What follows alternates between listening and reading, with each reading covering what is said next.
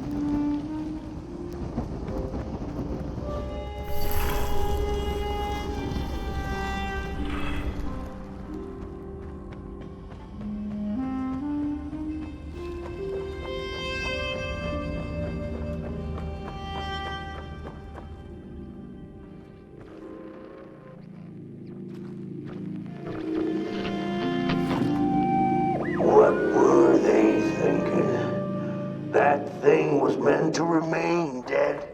I'm never gonna come out again, no sir. In here it's just me, lonesome ragdoll with his mask, alone and at peace. They burned it all away, and for what? Shine a little light on things? I can see just fine in the dark.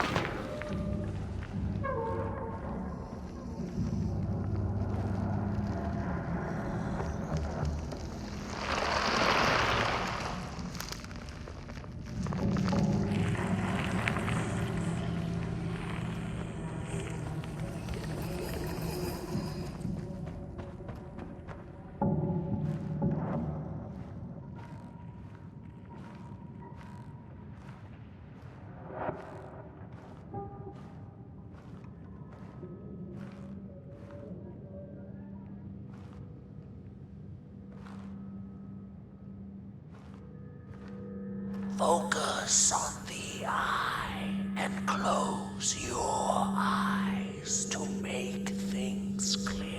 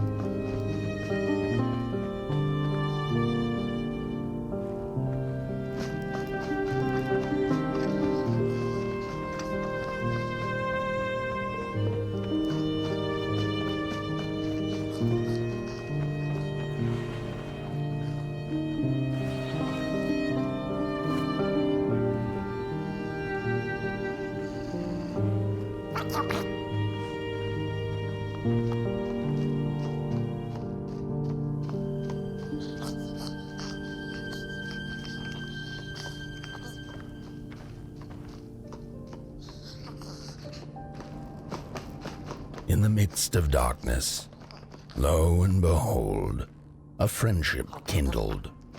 The fire that spread with it seemed so small against the vast night sky, small and flickering, but defiant.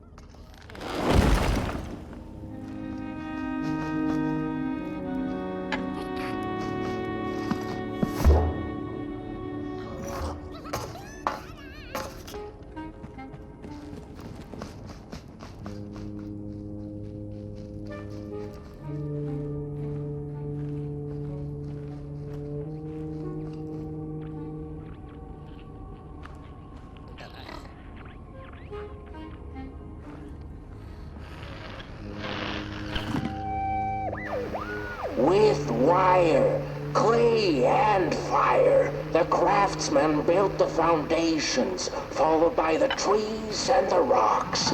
And after them came little houses for us tiny ones to cower in.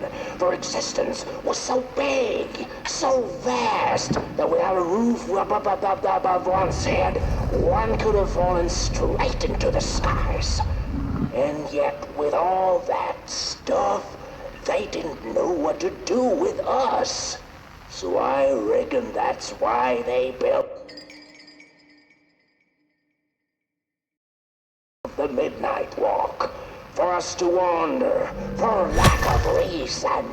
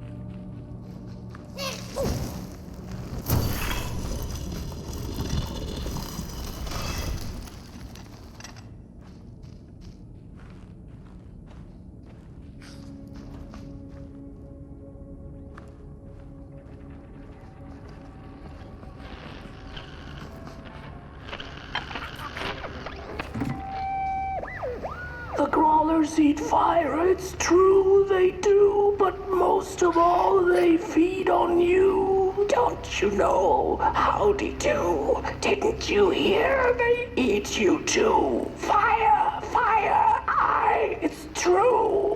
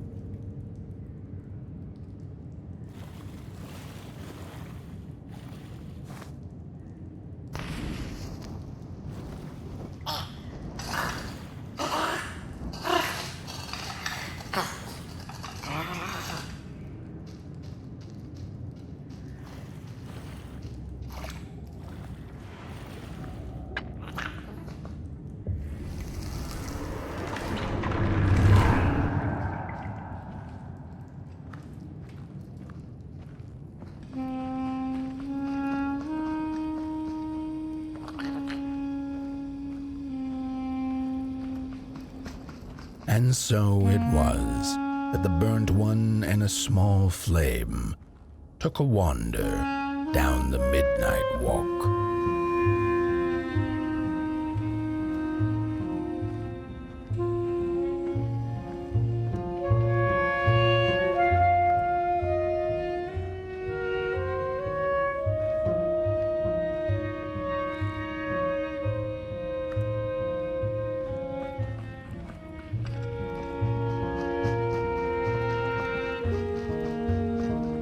In the closing nights of this era, a wandering flame. How rare, a little pot boy. This is already the end. Your pot boy, the last ember of the work table that was. You are destined to carry this torch to Moon Mountain. It is inevitable. We must all partake. Your purpose burnt into clay. Your pot boy must spread his fire.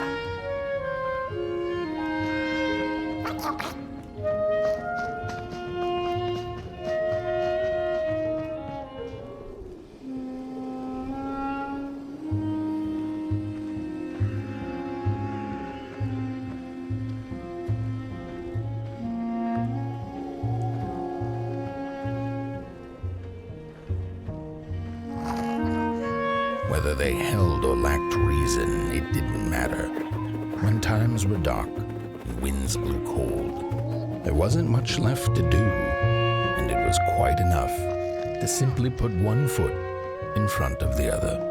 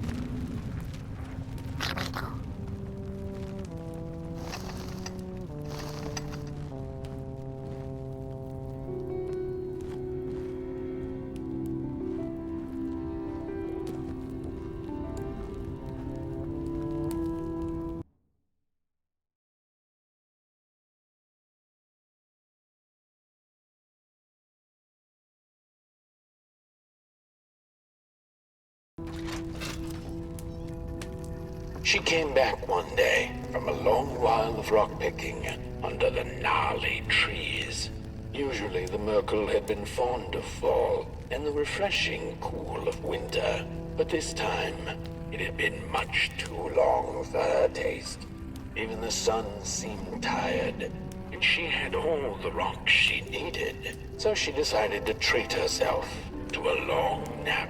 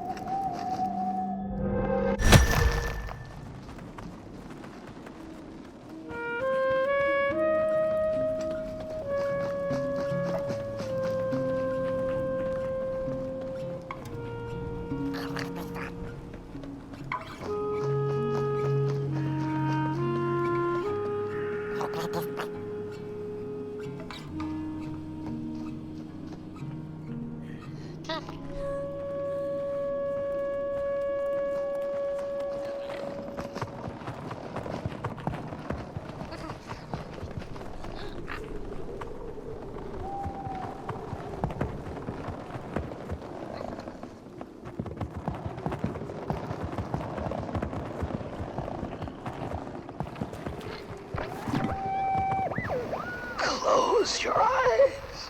Listen. They sense you. They feel you. That's so beautiful.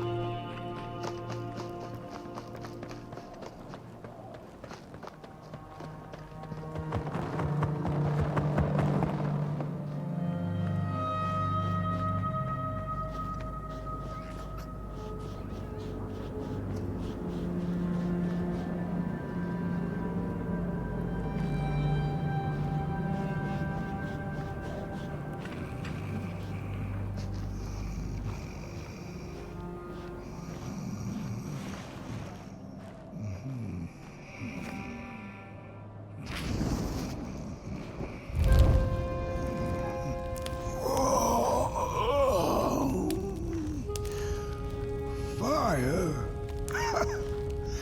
Hey, I'd almost forgotten how it felt. And salutations, burnt one. Fancy meeting one of your kind here. You're the caretaker of this little firecracker? I reckon you must be headed for Moon Mountain. Am I right? Well then, on one hand, it's just a matter of walking down the road. But then on the other, the Midnight Walk has a mind of its own, and a mind to teach its rider a thing or two to boot. So if you are intending to walk the walk, you better... Ah, how's he? Didn't see you there. So glad to see you back on the move. As I told you, it ran away from its owners. It's been waiting for the right passerby ever since it ended up here. Well, Meg, don't let me keep y'all. See you down the Midnight Walk, and burnt one. Wherever you end up this long night, keep that fire alive. It's really all that matters. Don't take my word for it. Just see for yourself.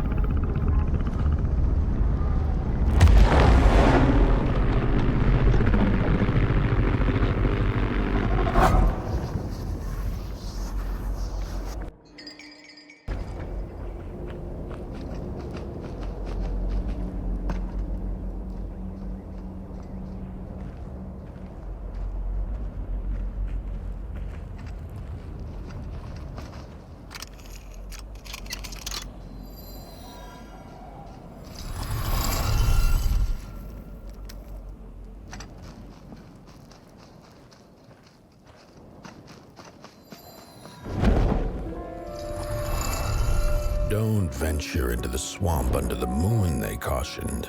There, wild eyes watch, and itching teeth yearn for succulent heads like ours. Gone are the bodies of old, and they can no longer shield us from the terrors. Get bent, limb tree. You're somebody, huh?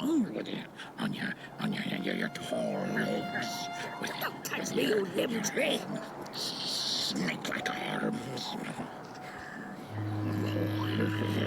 It was foretold. The return of the body.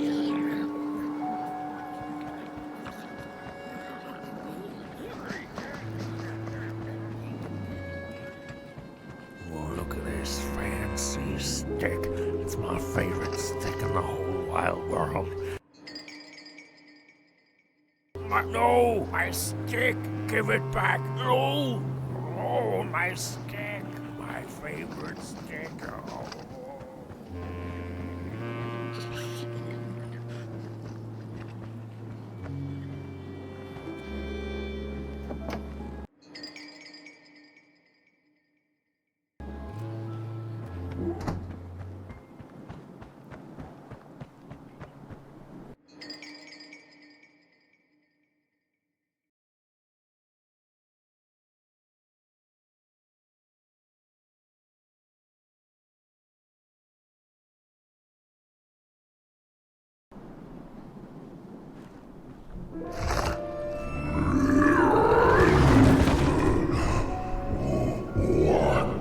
What is this? Somebody approaches Nobodyville? Your wretched limbs, an affront to nobodiness. Unless your fire can prove itself useful, there will be no passage for you, limb tree. Go away.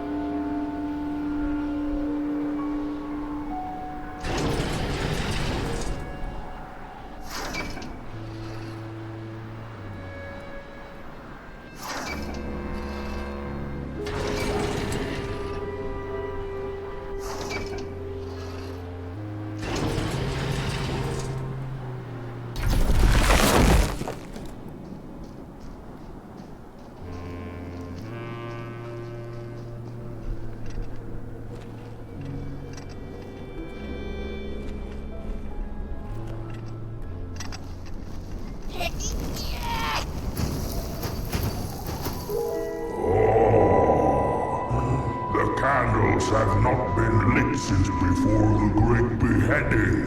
Now fire is back. Maybe fire can help us with our Molgrim problem. The headmaster will decide. Enter, then.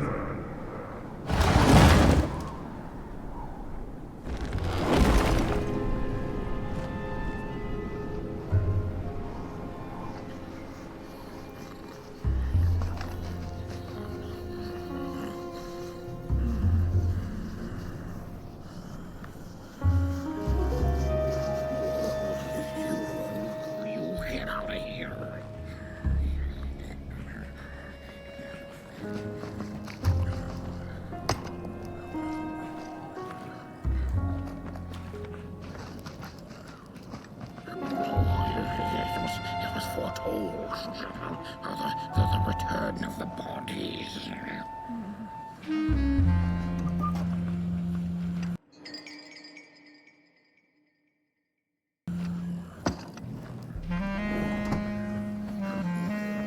We don't take kindly to somebody's walking around here with 2 feet.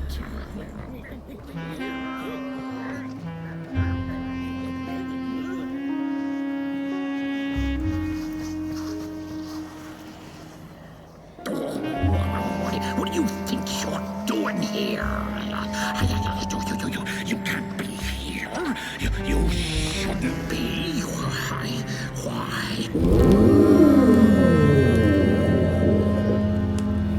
True fire. We nobodies have haven't been graced by its warmth since the bodies were banished. They used fire for war. Yes. Now once more, the somebody disturbs our peace and sets fire on things with its tiny fire devil. You must leave at once. Leave or face our...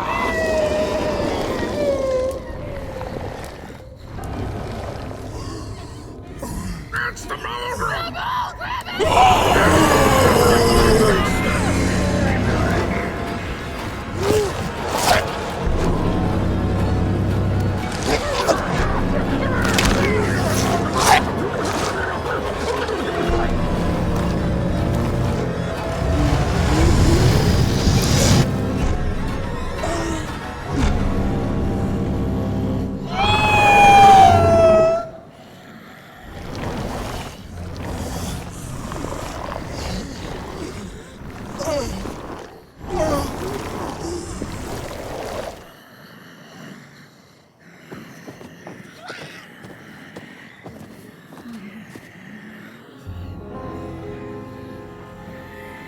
I guess I'm the headmaster now.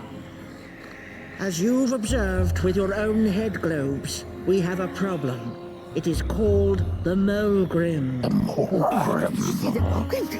Recently she has become bold, moving ever closer to Nobodyville. You should help us get rid of her. Yes, get rid of her. Tame her, just make it stop. And by the powers suddenly vested in me, I will, shall grant you passage through our fair Nobodyville. Here, take this. Now, go do the quest. Meet the problem head on.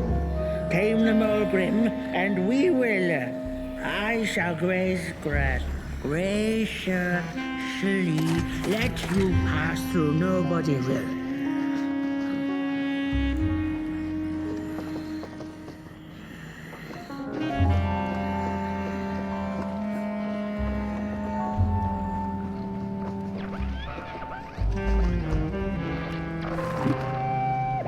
Mind over body! Mind over body!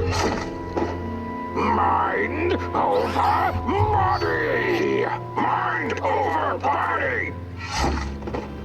Mind over body! Mind over body!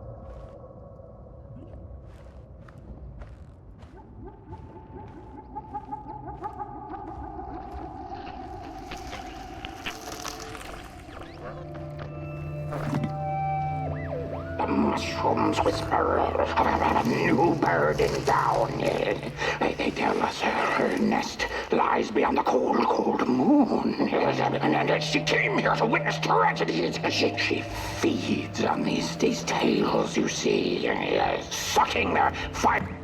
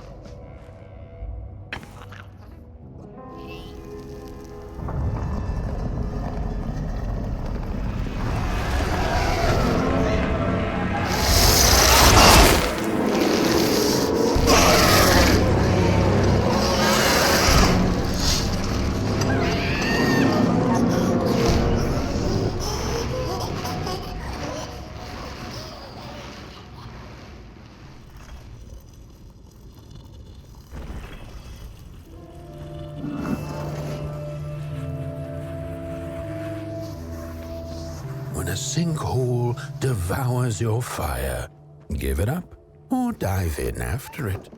An old swamp saying.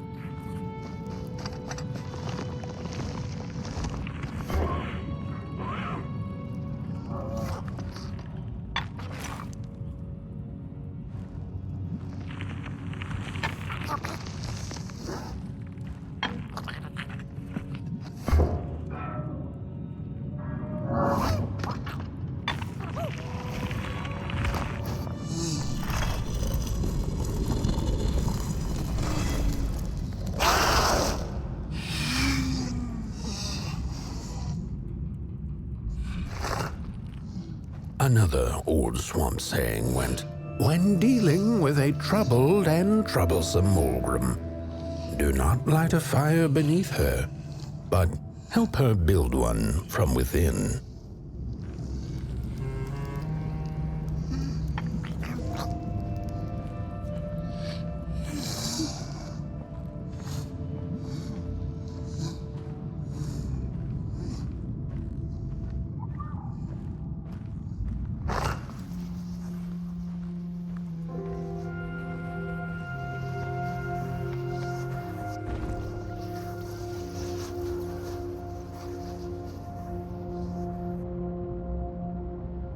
Oh, my neck hearkens the anguished howls of the Molgrim, and the bitter patter of feet.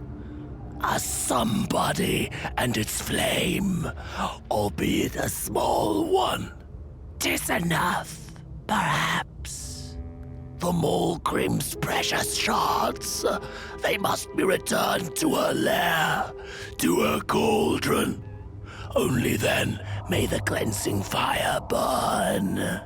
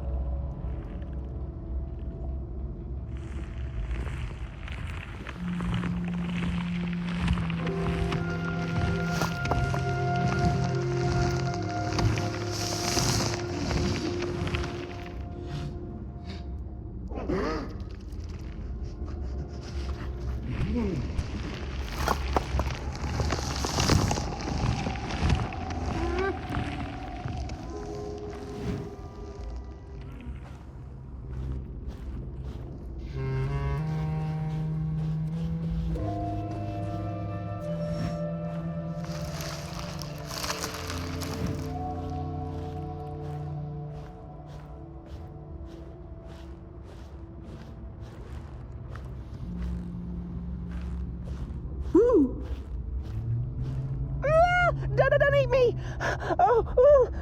Well, if you're not gonna gobble me up, then can you maybe take me away from here? Please? Somewhere closer to Nobodyville and away from here. Get me out of this neck hole, please! I'm begging you on my bare chin, and I'll pay you for the effort. Handsomely with a beautiful shard from the Molgrim's cauldron. I have the Molgrim's cauldron shard just waiting to be yours. Just so long as you get me out of this swamp.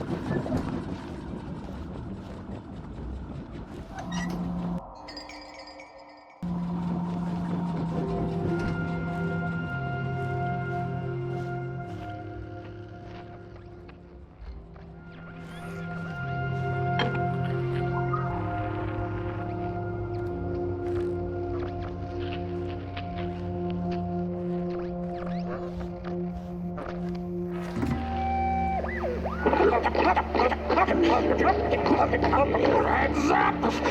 Ready! Up! Work with your boots! Take with your hands! Full of fire! The fire is ours! Take the shards! Take the fire!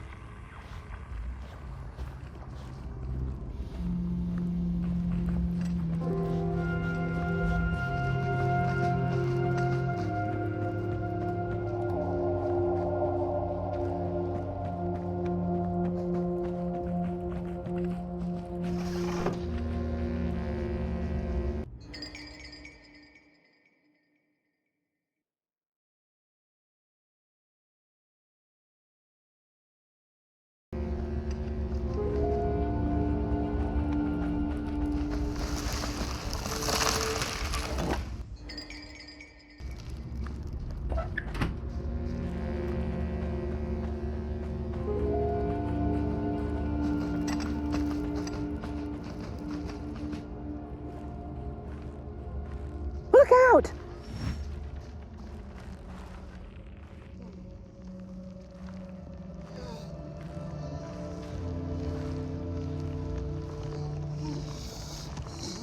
Watch out!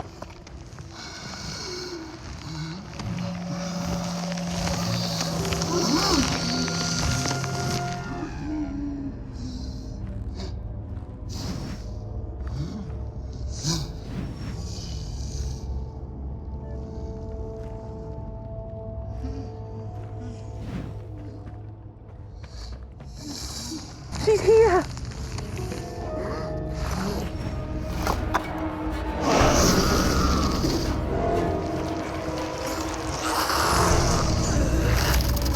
Watch out!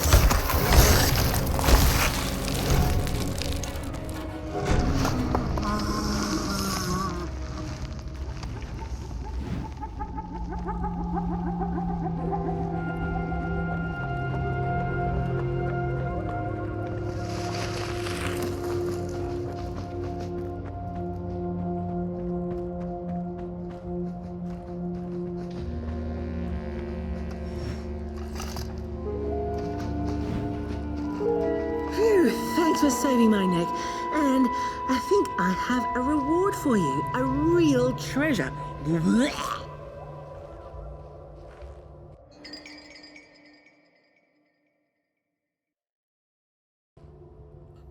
There you go. One of the 3 missing shards from the Molgrim's cauldron. Yeah, I stole it. Oh, I thought I could maybe buy me some kind of ticket away from, well, everything. Start anew, you know? A good head on a pair of healthy, strong shoulders. Eyes on the horizon.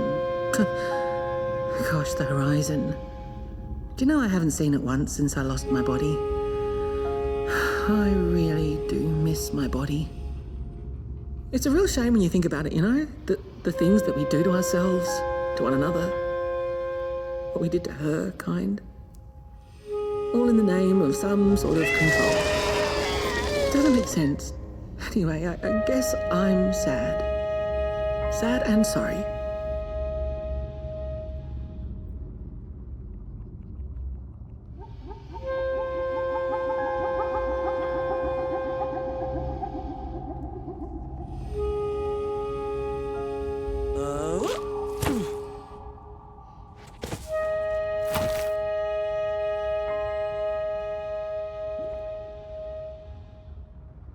Hey, thanks. You're a great listener.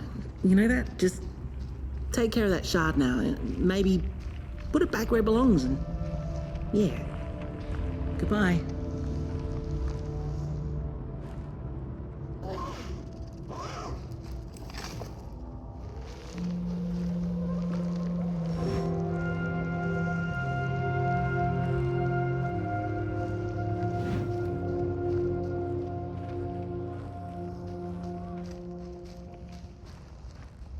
It's easy to lose one's head when everything you love is either gone, broken, or dead. Yet another forgotten swamp saying.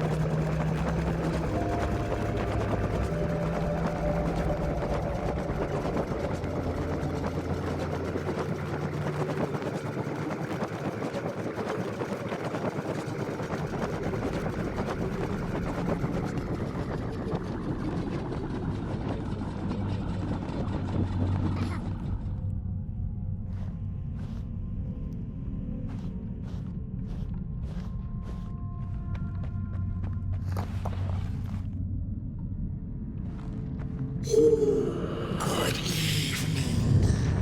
Or is it morning or afternoon? Hard to tell without a sun, isn't it? No, it is most certainly night. Or moonbirds hooting wouldn't make sense at all. Speaking of sense, will you help an old bird find some in this story? Fire up these dusty murals in the right order, and you will receive a present, a little gift, yes. Bring the fire to the story.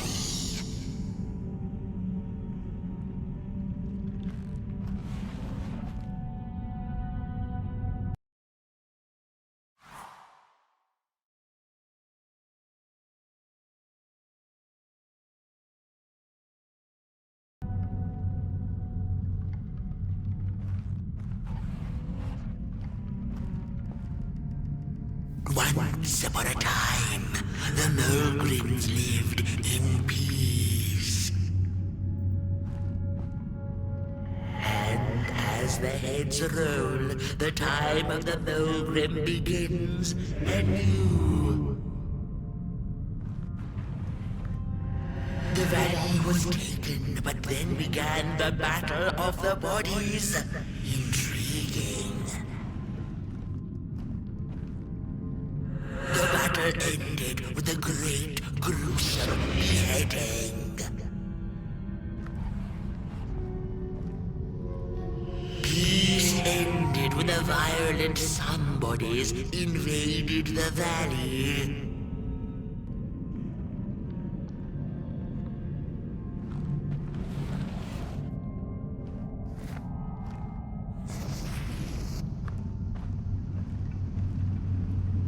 Once upon a time, the Molgrims lived in peace.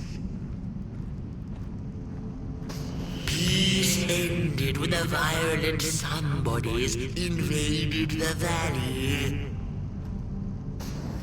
The valley was taken, but then began the Battle of the Bodies. Intriguing. The battle ended with a great, gruesome beheading. For time immemorial, the Molgrims had lived in the valley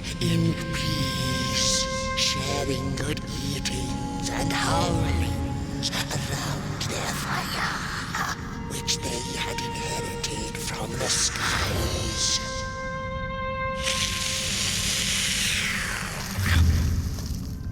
Then one terrible night came the violent somebodies.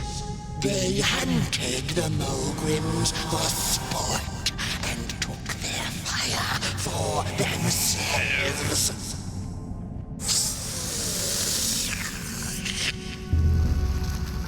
But the somebodies knew not what they were dealing with, for as soon as they held the fire in their grubby hands, they began to fight one another with it.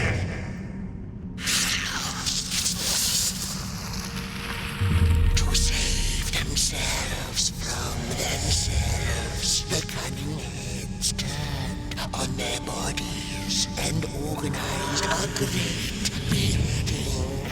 And so it was that somebodies became nobodies, and the bodies were exiled. A time of peace would ensue, or so the headlings thought.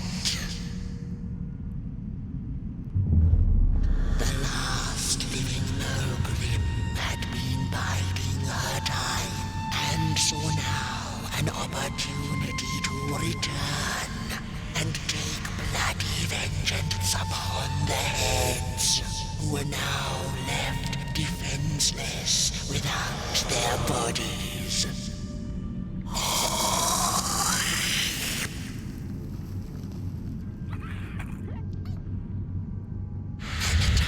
Of the Molgrim begins anew. A storied meal indeed. Moonbird thanks you for feeding her and proudly upholds the promise. A gift. A shard from the Molgrim's own cauldron. It looked so shiny in the moonlight. Moonbird simply had to take it.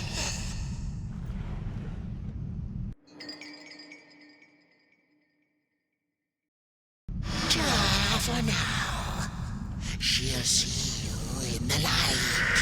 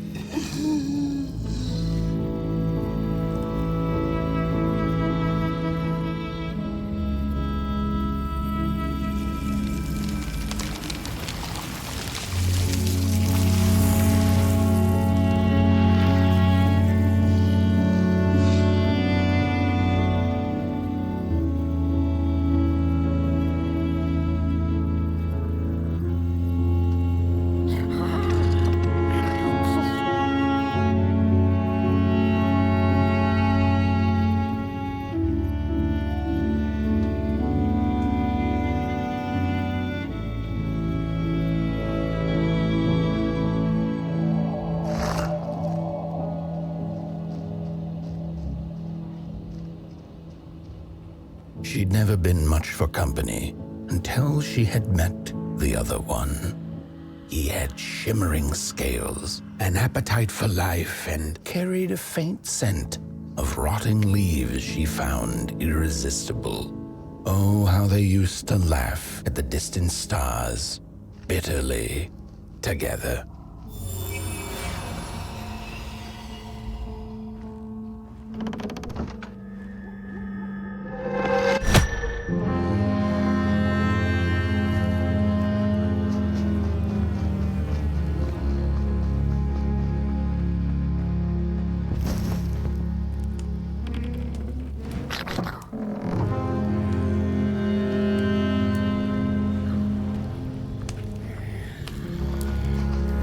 The howls of the Molgrim have gone with the wind, and our headaches settled into gentle throbbing. Thank you, somebody, for you have not only graciously saved our necks, but also demonstrated the value of brain mass and heart blob working together. Would it be time for the bodies to return? We must convene on this matter, and you and your wandering flame must now leave through our gates and keep on walking the midnight walk to Moon Mountain. Moon Mountain! Here you go, somebody. This key will open the town gates.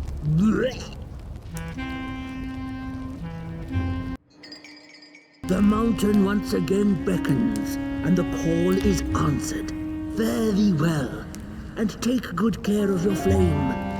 The dark itself is hungry.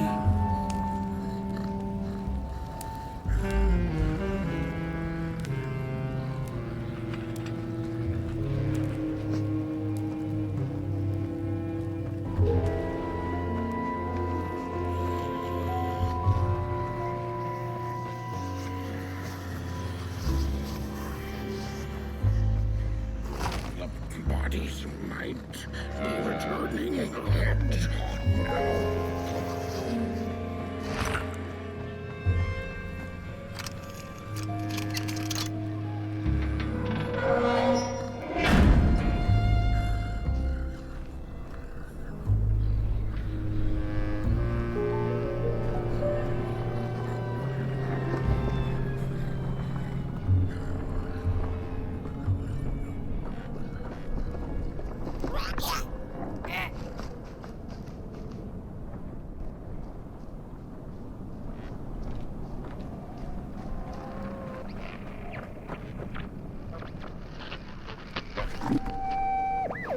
I've had enough. First it was the big Molgrim hunt, and then when they forced us out into that make-a-forgiven swamp. I hate hiking. And then when we had nothing left to hunt, we started fighting each other. And then Mr. Mayor gets this grand idea that we should chop our own heads off and banish our bodies. How does that even scientifically work? I've had enough of civilization.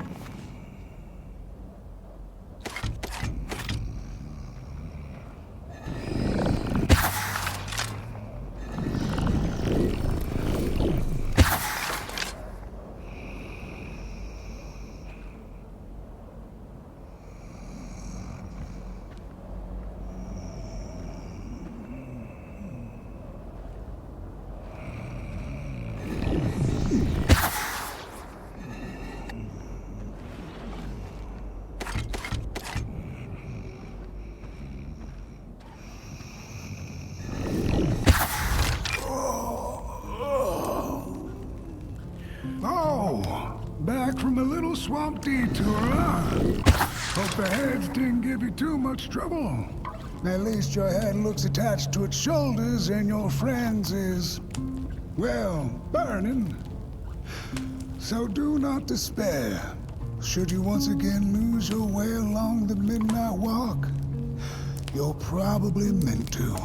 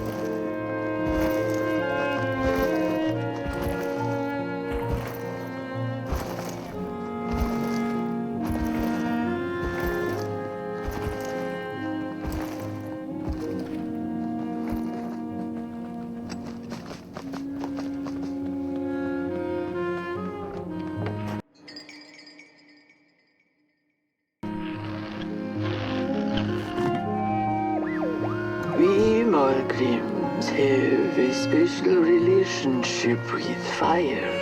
We do not cook over it. We do not shed tales around it.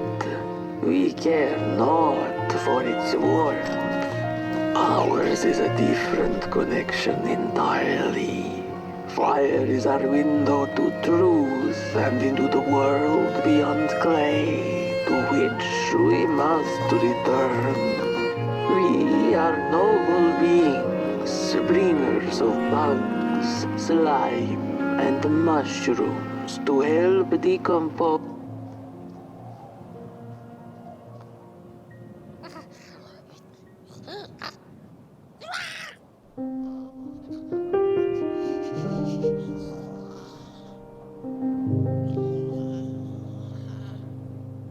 Selves.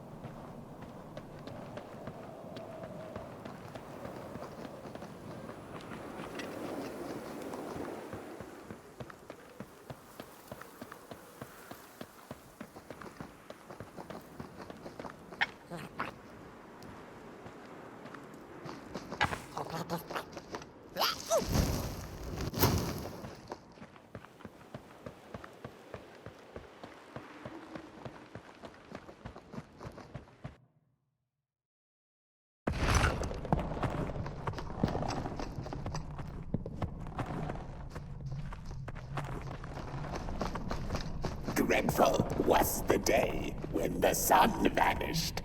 The waters dried up, birds went quiet, and the dark itself seeped unchecked into the work table as the cold, chewed paper moon rose over the mountain.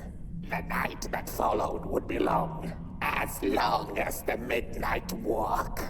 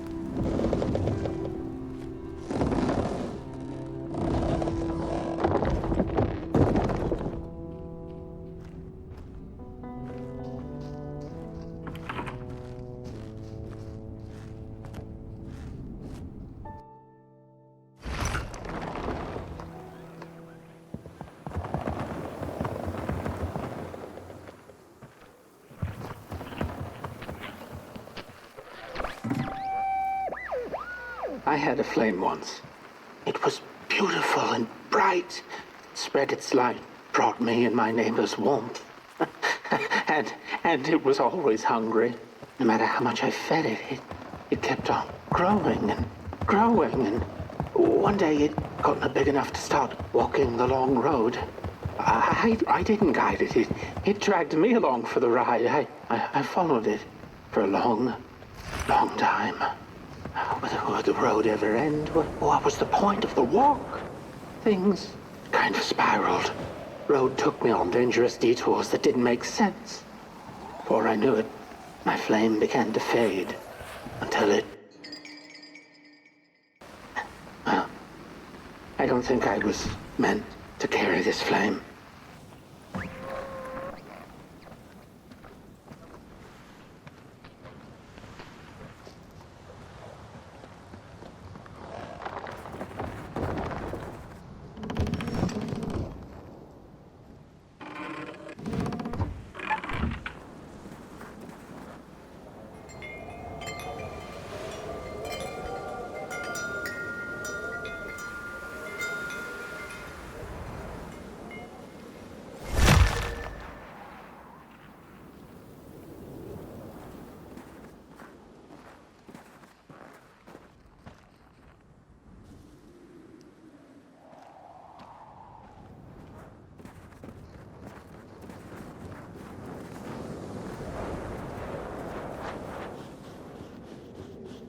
There once was a freezing cat who was looking for shelter when she came across a dark cave.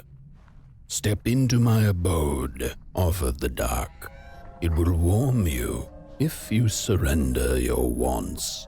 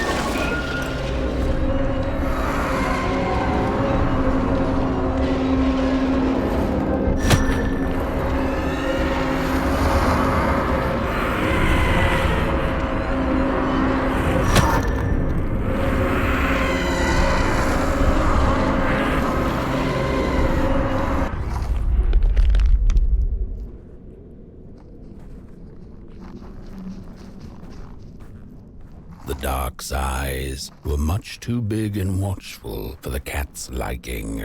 She went on to find warmth somewhere else.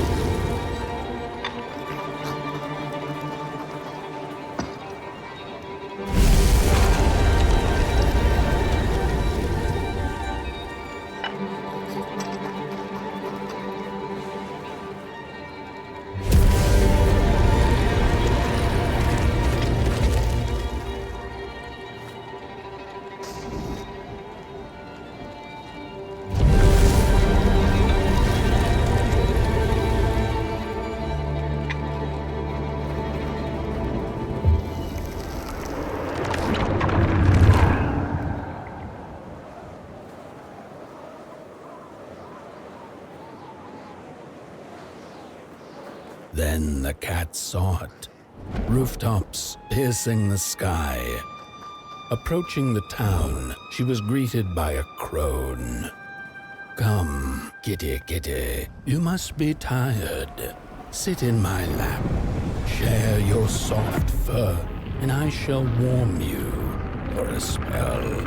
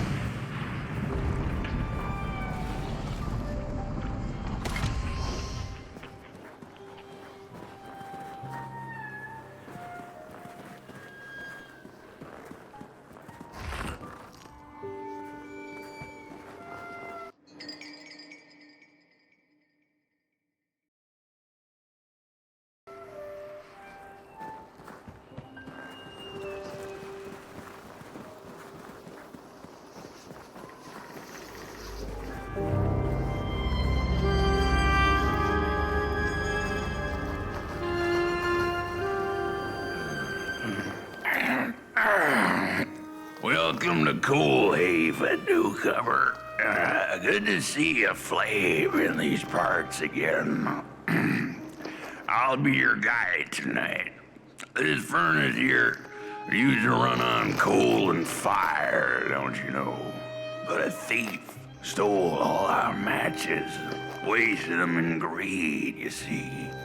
Now the ghost has come to smite the wicked and punish the thief who killed us. Well, I guess that's it. That's a tour on the house. There's a bone right there in the snow. That ain't no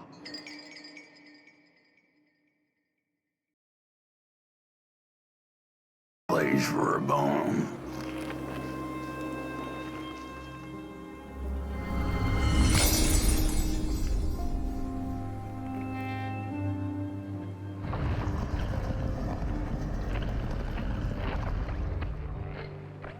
Oh, do you feel that? Something's changing. That furnace was the soul of the city.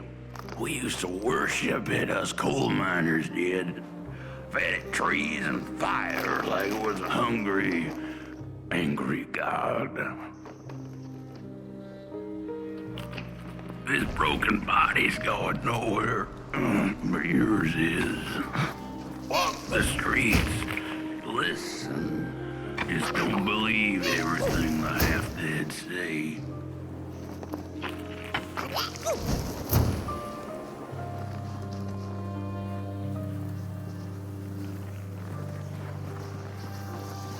The cat didn't like the crone's crude pettings. Her hands tugged at her fur. Now, rest still, the crone said, as she pulled out a crooked knife.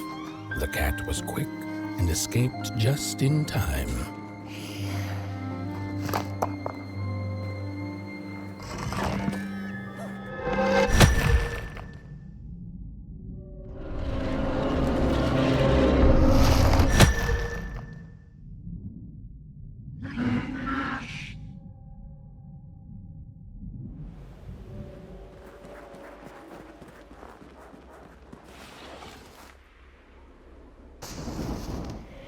Listen for the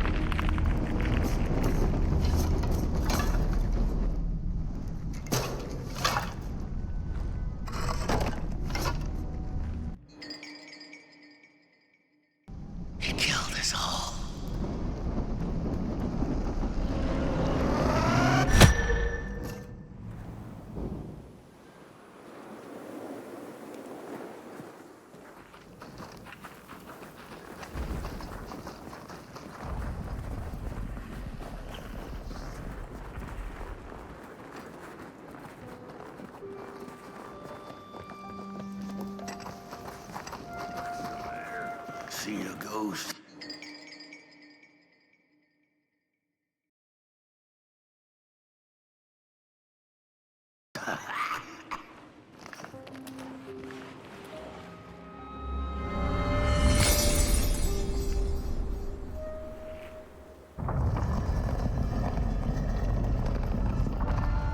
The thief loved the stars. Would have plucked them out of the sky if it were possible. But the dark itself stole her stars, turned the thief's sky as black as a cup of joe. And so the thief began to steal matches and lit them, hundreds of them, like little stars of her own. The crooked path to the house on the hill lies open. You hear the scream. Wherever she sought warmth, it had a price. The miners needed the cat to get rid of the rats, and the vicar wanted her protection from bad luck. Bony hands reached out from all around her, trying to grab her. The burnt matches lead to the house. Brothers and sisters, hunt down the thief. The matches. Follow the burnt matches. We're running out of matches. The furnace is dead.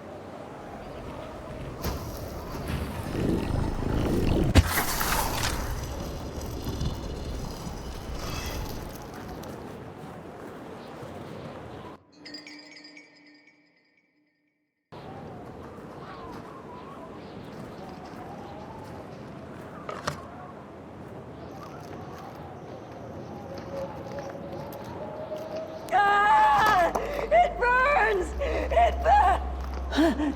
What's... This isn't my body. The fire, did we snuff it out? Where's... Did I save them? The house. It's ruined. Well, it wasn't supposed to go down that way. They locked the door, threw the key into the woods. Huh. There was so much anger, and now there's nothing. This body is so uncomfortable.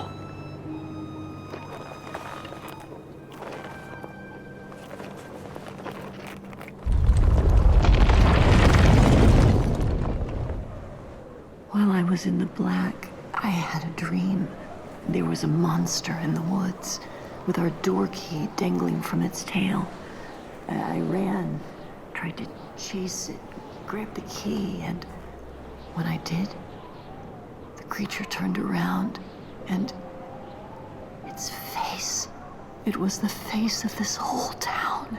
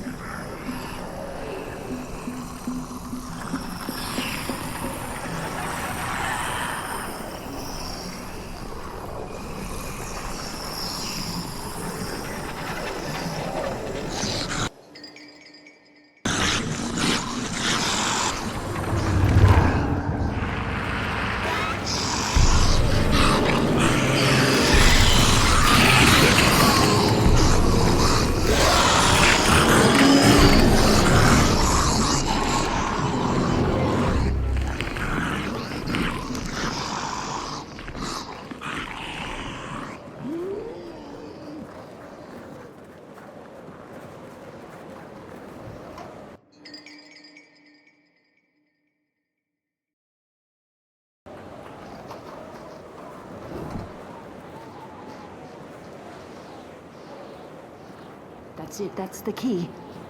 Unlock the door. Please. I want to see my home again.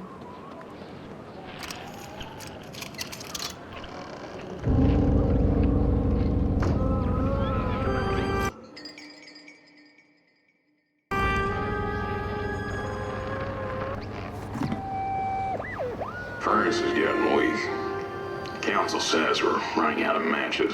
We'll have to harvest more trees then. I don't like it. Losing the forest like this. Not like we have a choice. Mom, Dad, Oh, girl, you startled me. they're coming here. All of them. What's that you're The holding? cat felt as if the walls around her were growing taller, the alleyways narrowing. Turning a corner, she bumped into a girl sitting in the snow. In her bony little hands, a lit match. "What do you think of my star?" the girl asked. "Isn't it pretty?" The house on the hill lies open.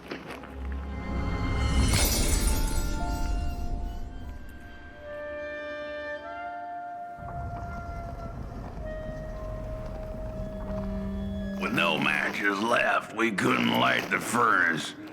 And the thief paid a terrible price for her burning greed. As the furnace died, one by one, so did we.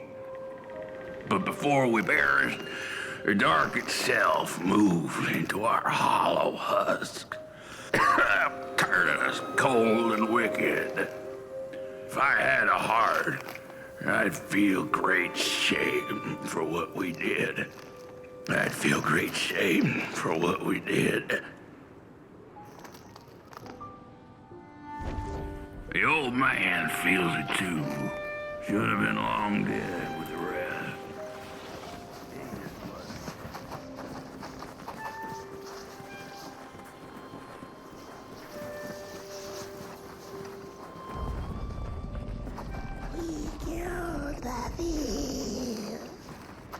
The old man is the one.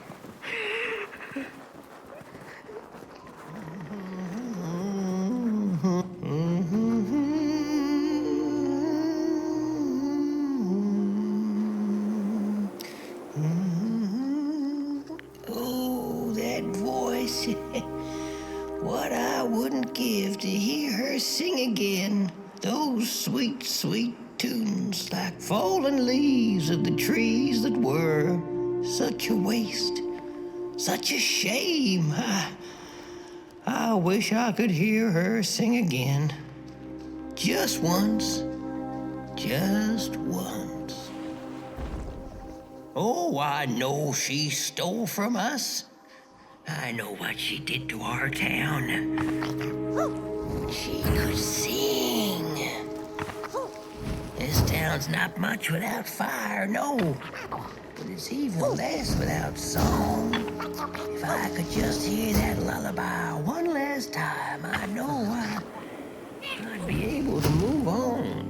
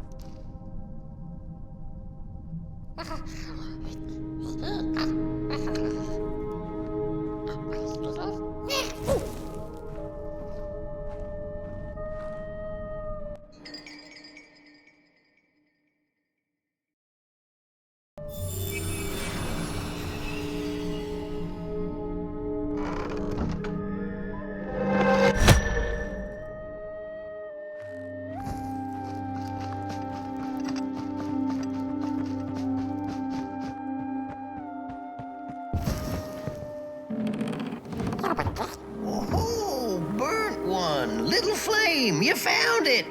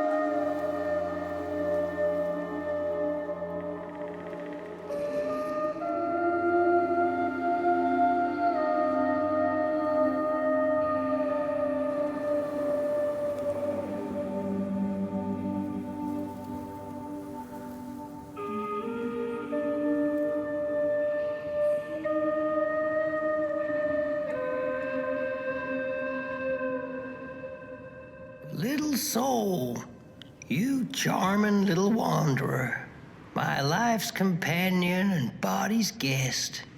Where are you off to now? I don't know what I thought would happen. I feel a strange warmth, but just as coal runs deep in the earth, so is the shame a part of me, mine alone to bear.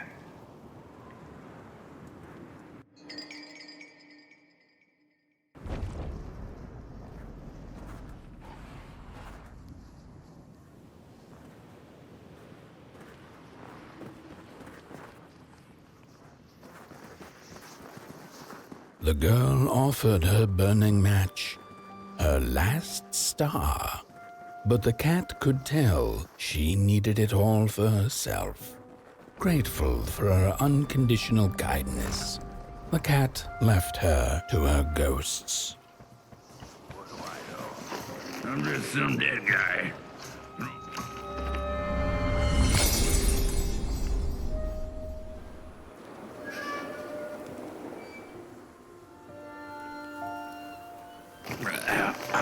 The door to the flame is open. It's already there. You just haven't lit it yet. Now, if you don't mind, a little spark. And just maybe we'll be able to die for real this time. In life, I didn't mind a little loneliness, but this is the worst. The furnace longs to burn once more.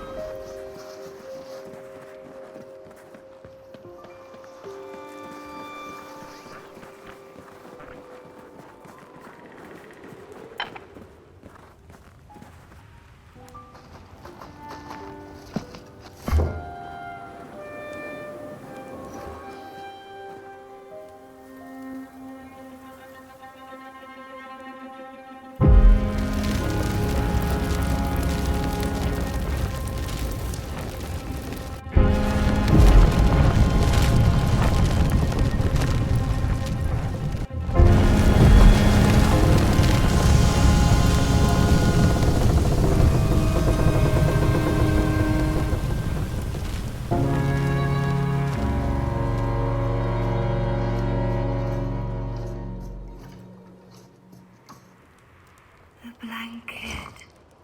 Take it. It's so heavy.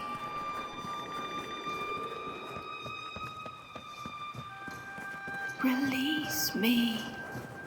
Light the match. The match. Light it. Please. One last star. Light the match. The match. Light it. Please. One last star. Light the match. Thank you.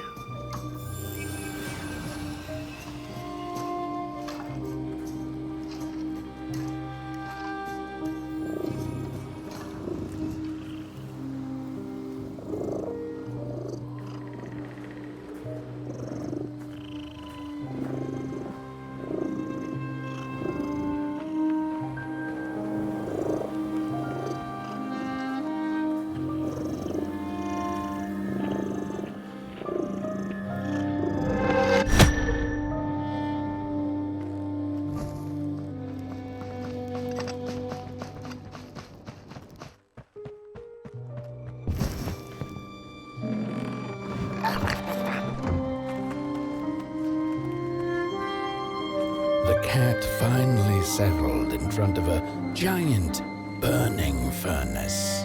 In its bright flames, she could glimpse a dark future. This did not matter to her, for now she was eternally warm and at peace.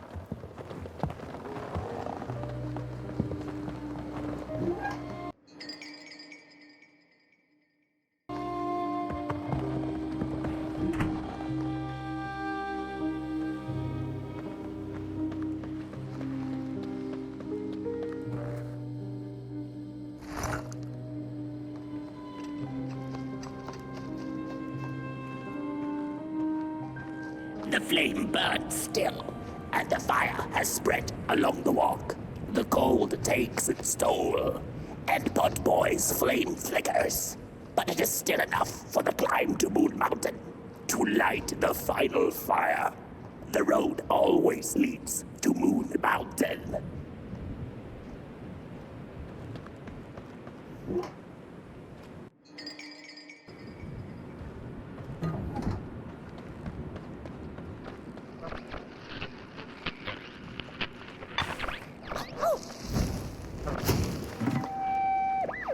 There's a fella who watches over the midnight walk, pointy hat and hollow gaze. He's been around longer than you or I.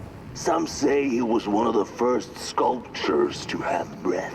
Some say he's not from around here, but from another maker's work table entirely. Some say he's seen what lies beyond Moon Mountain, but I just think he's lost like the rest of us.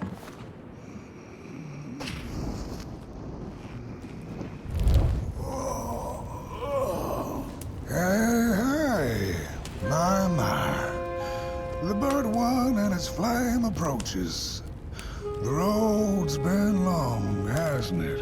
And it just keeps on going, don't it? Why don't you rest here for a spell? Change is in the air. Warm winds coming in from Coldhaven. I trust you're not pushing that little flame of yours too hard. He is mighty, no question about it. But between you and me, he still has a ways to go until Moon Mountain. Ah, heck, it ain't my place to tell you how to tend your flame. I'm sure you'll be fine. You'll be just fine. Ah, to feel at home wherever you walk. How's it? What a friend to have on the road, huh? Now, there's an open door invitation, if I've ever seen one. Go on in, then. Get some rest. I'll keep watch.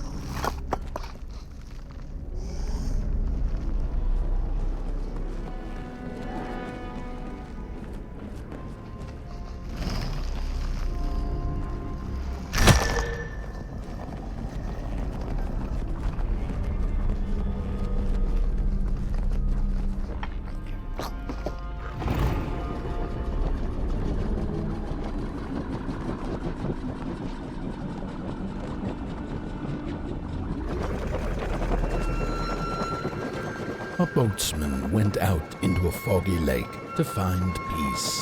Then, out of nowhere, came another boat that bumped into his. He cursed whoever was on the other boat, but when the fog cleared, he discovered that it was, in fact, empty.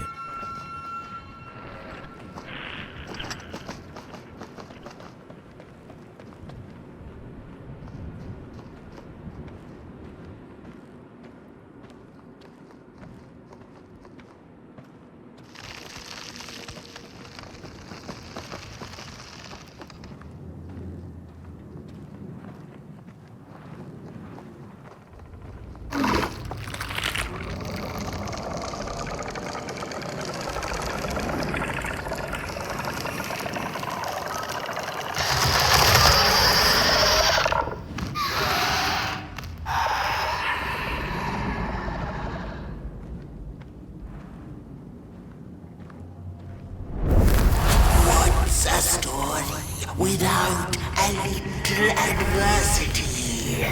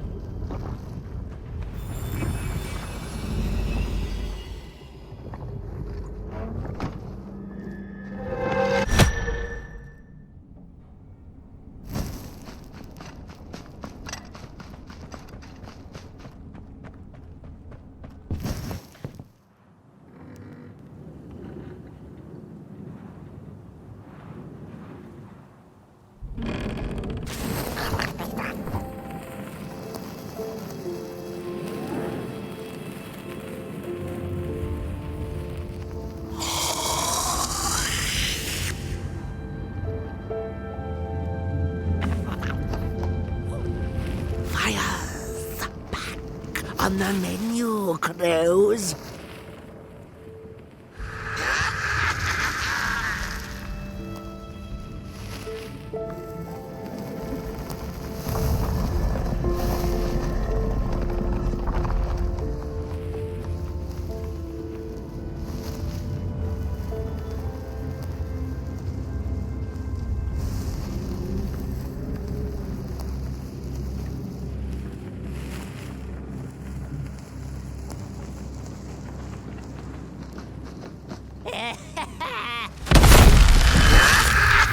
I see you. Not to crawl closer, Moonbird.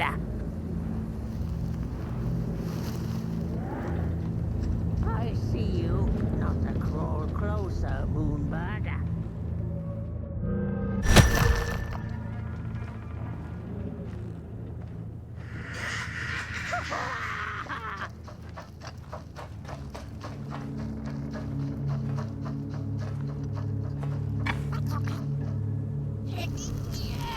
I hear you messing around.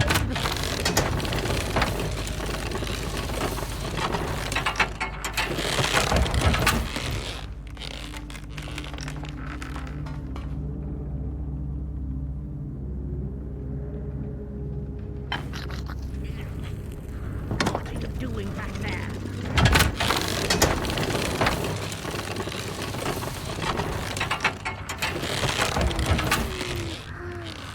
Avert your greedy gaze. The moving pictures are not for you.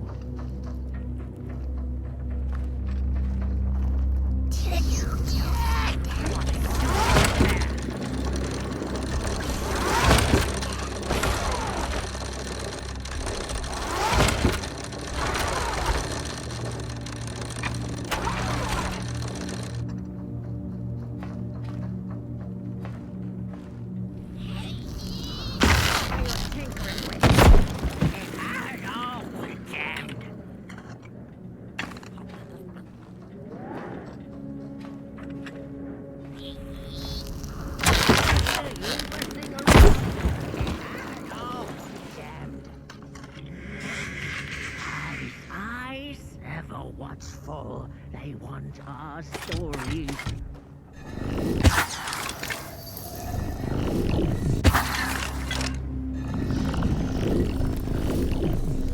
I see you, not to crawl closer, Moonbird.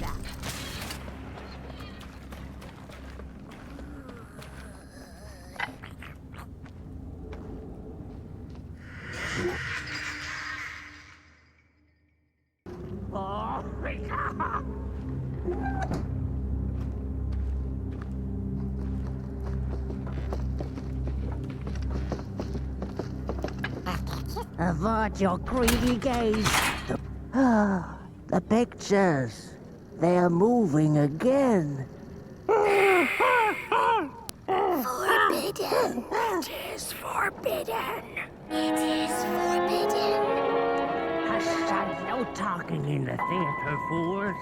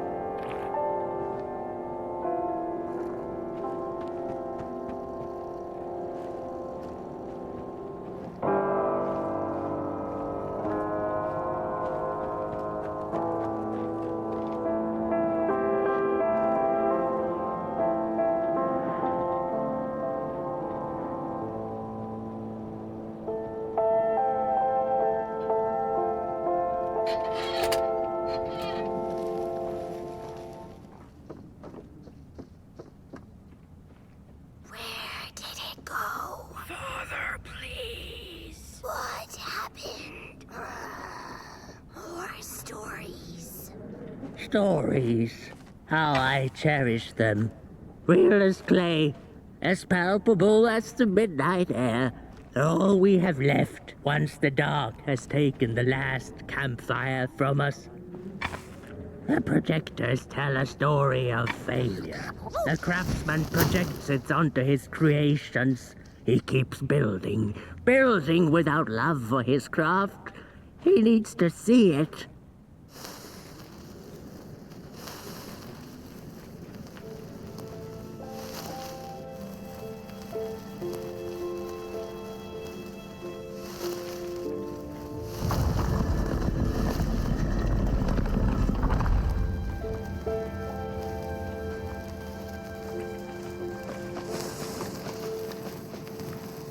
The potter, stuck in the sinking clay in which he had dug so greedily, spoke his final verse.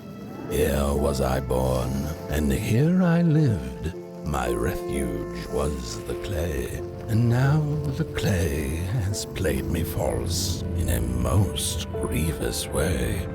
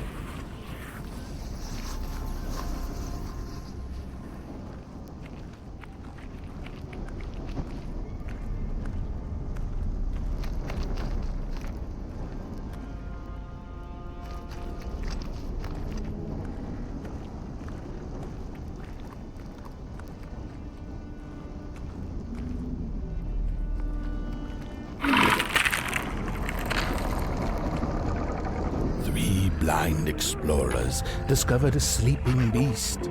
Each of them touched it and described it to one another. Its skin is coarse, said one. No, its ears are big, exclaimed another. The teeth are its most prominent feature, declared the third. Who was right or wrong mattered little, as the beast awoke and ate them all.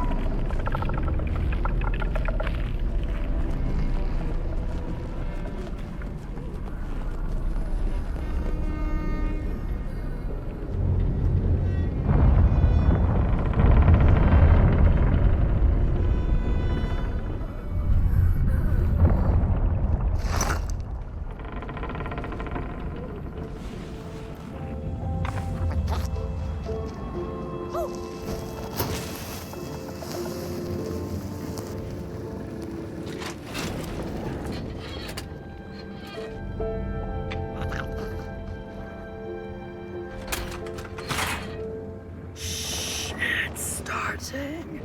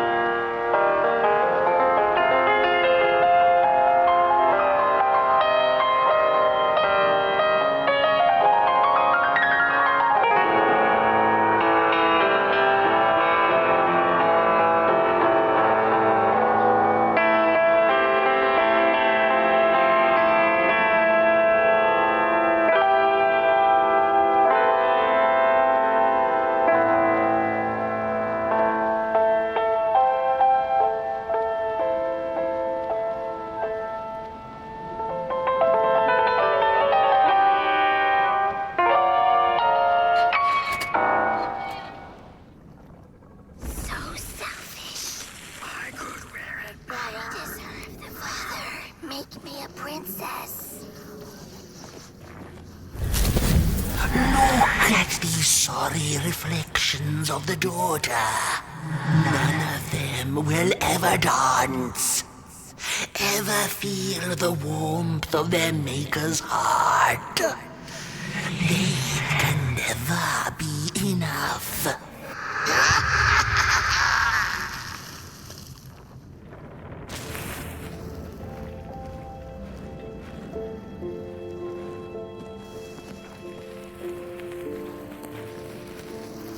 After years of searching for her son, the weaver was convinced she had lost him to the dark.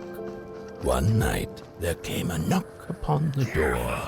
"It's your son," said a voice. "Please let me in." Thinking this was some cruel spirit come to mock her grief, she remained silent until her son gave up and left, never to return again.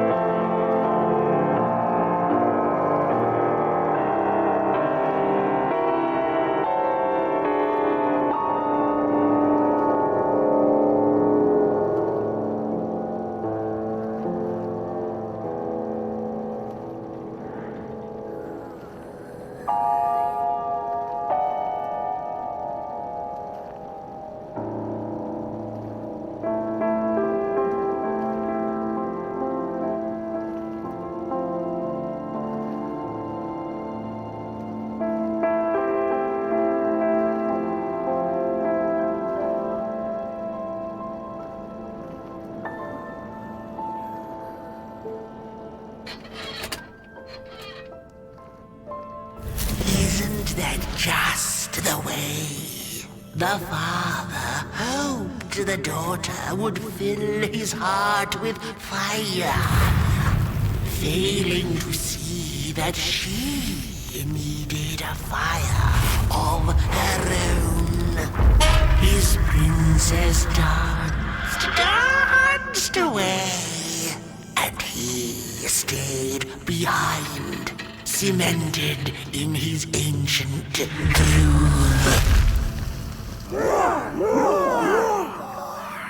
The heart is a bottomless pit, never sated, always craving for more.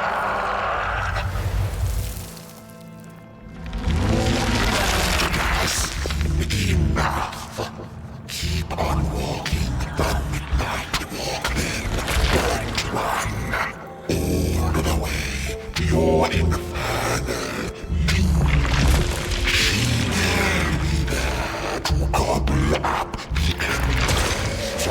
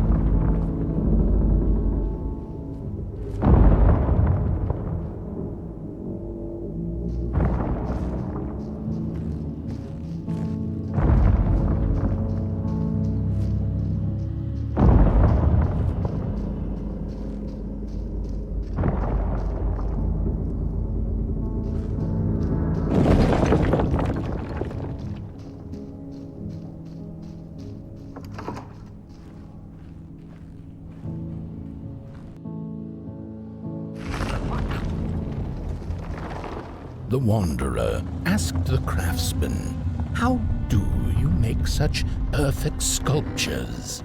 To which he replied, "Oh, there's nothing to it really. I go into the dark woods. I find the sculpture already waiting inside a tree. And then it's just a matter of carving it out."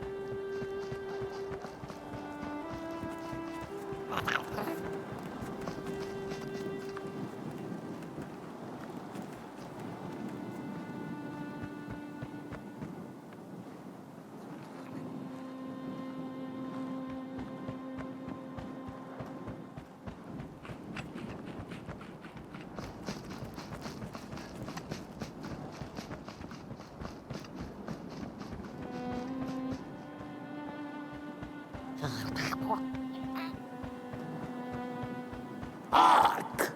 Not very far now. Not very far. The flame longs to be free. Caged, it cannot truly burn.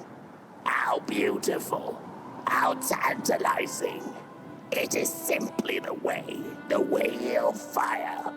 It is what it is.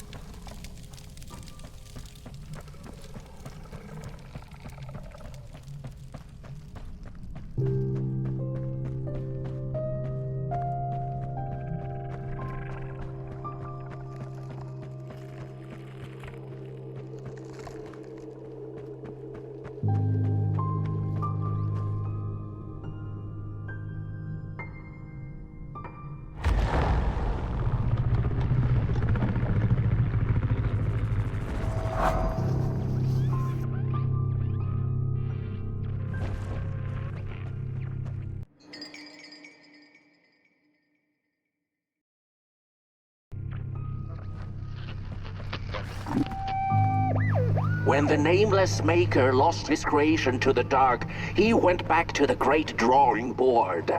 In his desperation to regain control, he made an attempt.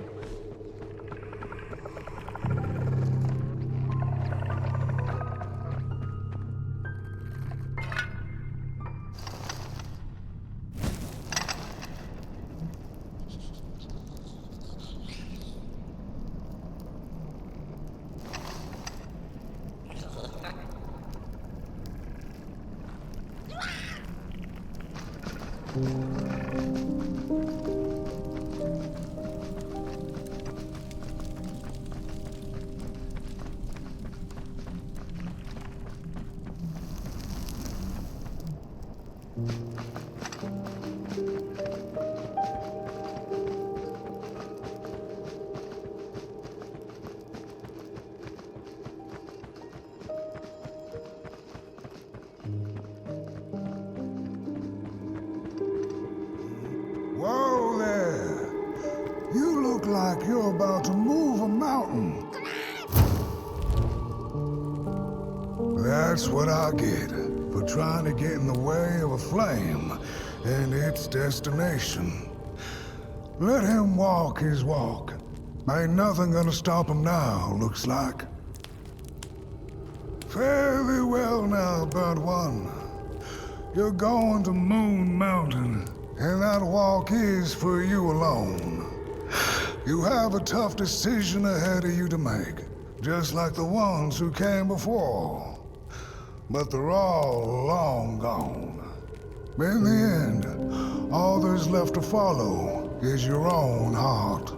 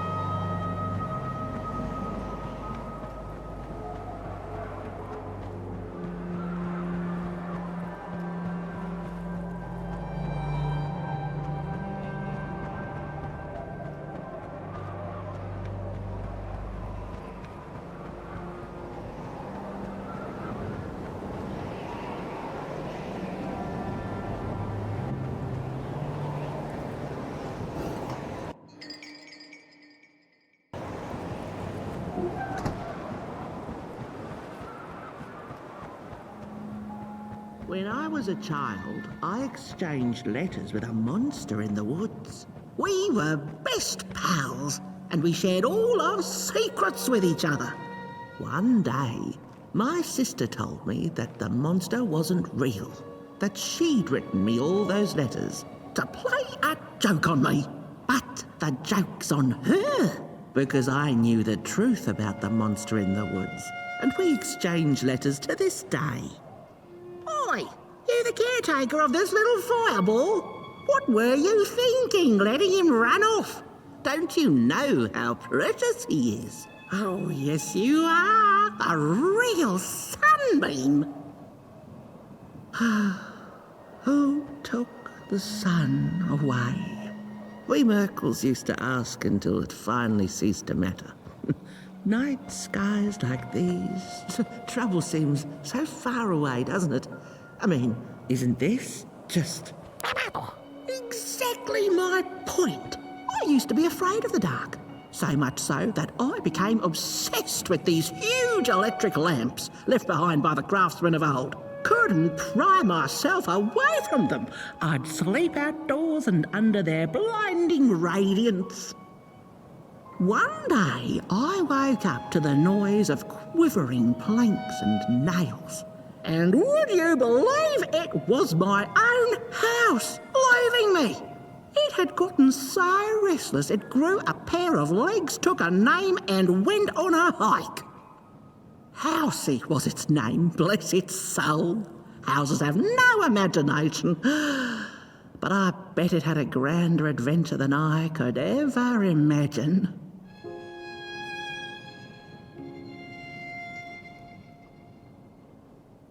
This little flame is your home, burnt one. Keep them nurtured and safe, and you'll always find yourself in the right place. Through the rain, in the dark.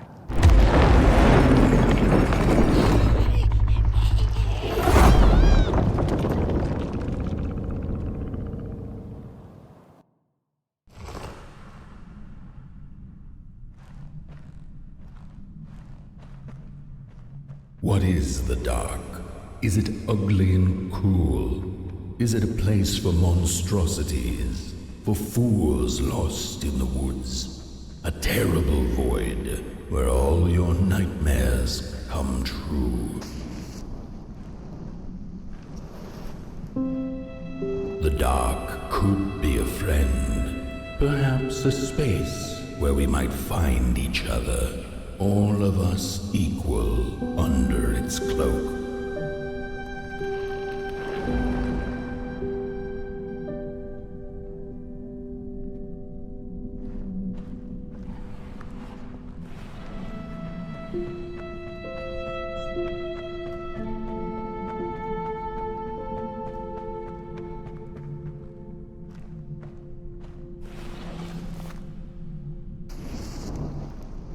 The dark could be an embrace and the release of the old, like taking off a tight shoe, laying bare one's feet, and taking a first step onto a new adventure.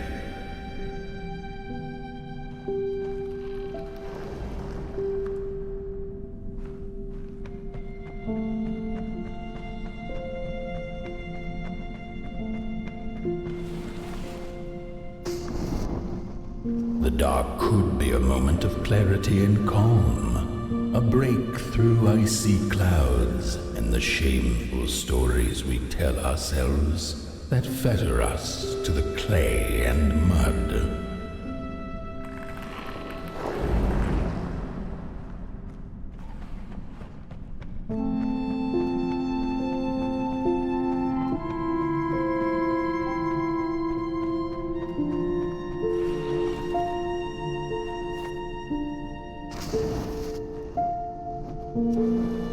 The dark could be the space and time that we need to recover from the death of a dream and the quiet promise of new beginnings waiting on the other side of grief.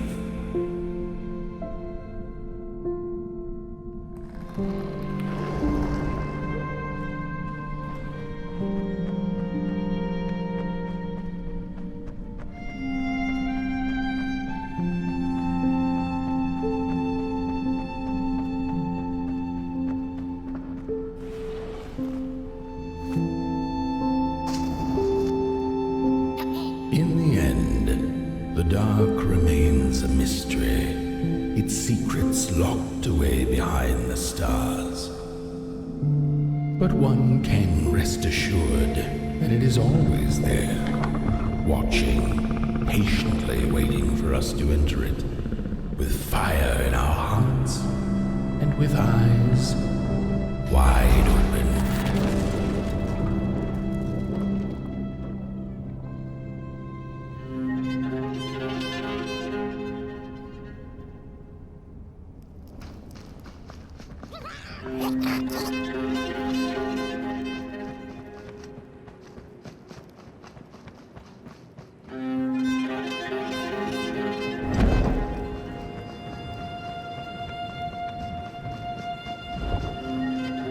You've arrived.